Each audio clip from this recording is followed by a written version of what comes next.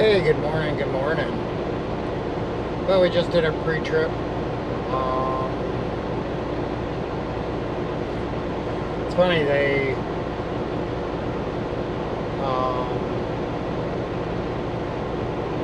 fill point where it usually fills up, the compressor kicks in, is about the same. They replaced the air dryer. Because they were saying the valve was starting to get weak when it pops off. So God only knows when they did, when Hirschbach had it, when they changed the desiccant glass. Because it's not like on the frame rail like a lot of other trucks. I think it's on the frame rail, but it's back. I think it's behind one of the frickin' side skirts.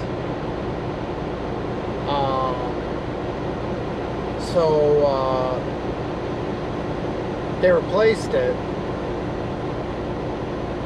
So it goes down to about 95, and then it kicks in and builds back up to 120. But and it just may be that I'm used to the old way it was. This is how it works, because it hangs at 95 for a while, and then it'll all of a sudden kick in and start building air pressure up. When I get home, I gotta make up some soapy water and spray around the top and bottom of the airbags to see if they're leaking. Because it seems that when I'm loaded, it leaks air faster, but you can't hear any air leaks. I mean, it's not like there's something pronounced to where you can hear it. So it's either way up in the, it might be like the connections for the trans and that. But it's not bad enough that I or anyone can hear it when they're underneath there. I mean, if the mechanics at International are doing their job when they do a pre-trip or DOT, and when I have them check this, so they got to be slow leak somewhere, and it seems to leak faster when it's loaded than when it's not. So that kind of leads me to believe it could even be the bags for the cab. And some valves got slow leaks. So I gotta go, just because I don't really trust them that much, I gotta go make my own soapy water, check to see if the airbags are starting to rot out, because they are, depending on if they were changed at all by Hirschbach. I haven't changed them, so the truck, you figure it's a 217, but really they probably got it at 216. So you're talking 5 years of road salt and all that shit. So I got to check around seams of the airbag and that, see if anything's leaking. Because if it is, I'd rather replace it now than be going down the road and have an airbag blow. All right, everybody. We're fueled. Got our depth. And now it's time to head towards our delivery. It says we should get there about 7:15, which is pretty close to where I was planning on being there. It gives me 45 minutes in case there's any holdups while we drive.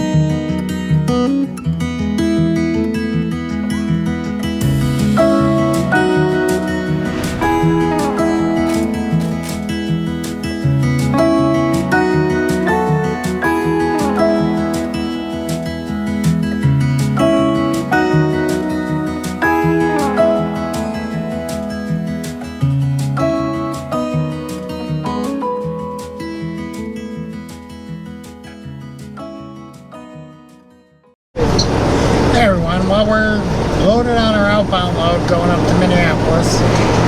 Took about an hour and a half to get unloaded at paper place, but you can sweep out. Doing aluminum ingots. I couldn't remember how they wanted strapped. The guy was pretty helpful. He goes, oh no, I realize that you're not here all the time. So now I kind of know how they do it. So I'll remember next time. It's like every 5 stacks.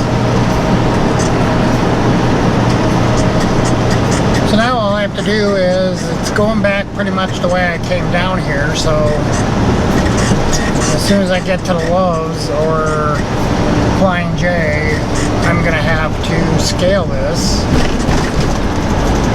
because I found out these Hyundais are 300 pounds heavier than the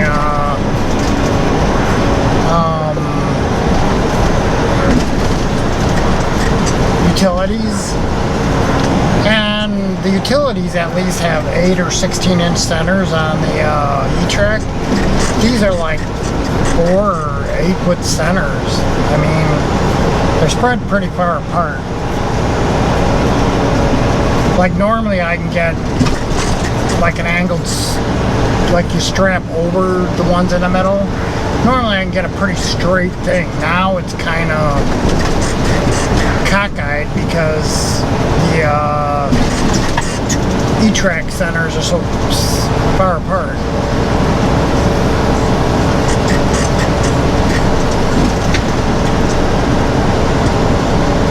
But man, if I get 45.5 in here, I'm gonna have to make sure it's all the same stuff, and it's loaded pretty good, so that I can axle it out. It's a mishmash of different size stuff. That ain't gonna work too well.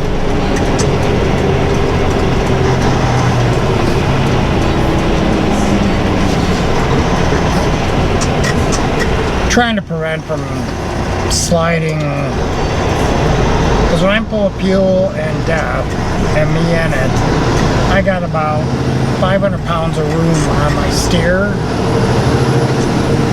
So if they load the stuff's all the same stuff and it's loaded correctly, I should easily be able to get the other 2 axles at like 33.8 and that, but I don't want to dip into having to slide the tandem or the 5th wheel, because that is a royal pain, especially once you're loaded. Easy unloaded, pain in the butt loaded.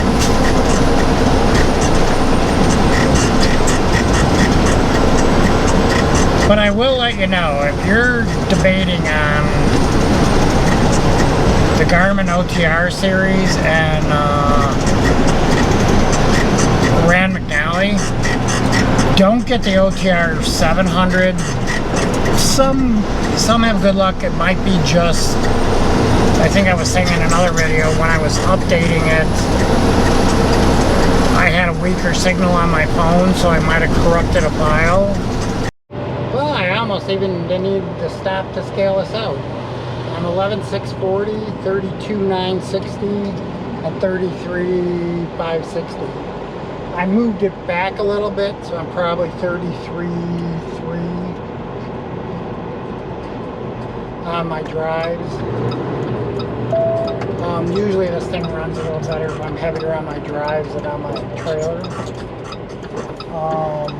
So I moved it back like 2 notches, so that's about 500 pounds. So it's probably 33.5 and 33 on my trailer now. And that's full of fuel, so when I fuel up again, it's not going to affect my turn right at the traffic light, then exit right.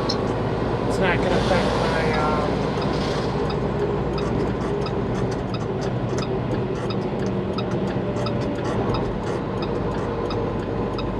my weights that much.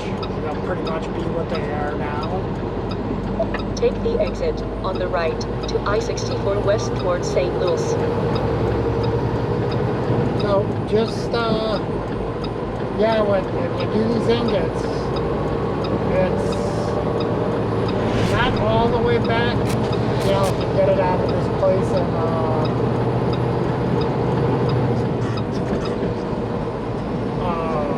Patterson. What's it, Argyle Steel, something like that. It's, if they're the smaller ones, there's 380, like 44,000. Depending on how your trailer weights are. Slide it all the way up to the front and then come back about a foot. And you should be really close, depending on the weight of your tractor and that. You should be really close to axling it out pretty decent. Hey everyone. Well, we're in North Effingham. We're about 67 miles from 74 to cut across the 39. My goal is to try to make it to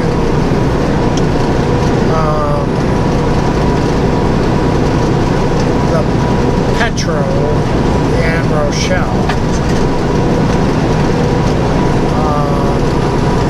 It's going to be close. I don't care about parking on the one side if I can find something in the overflow. Just park. And then that should put us like 320, 330 up. So that'll be like 10:30, 11 o'clock in the morning. Because I'm going to have to grab some fuel. Might as well, I'm parked on that one side, might as well just go across the other, fuel at Petro, and then get running. Hopefully they have depth at all their pumps.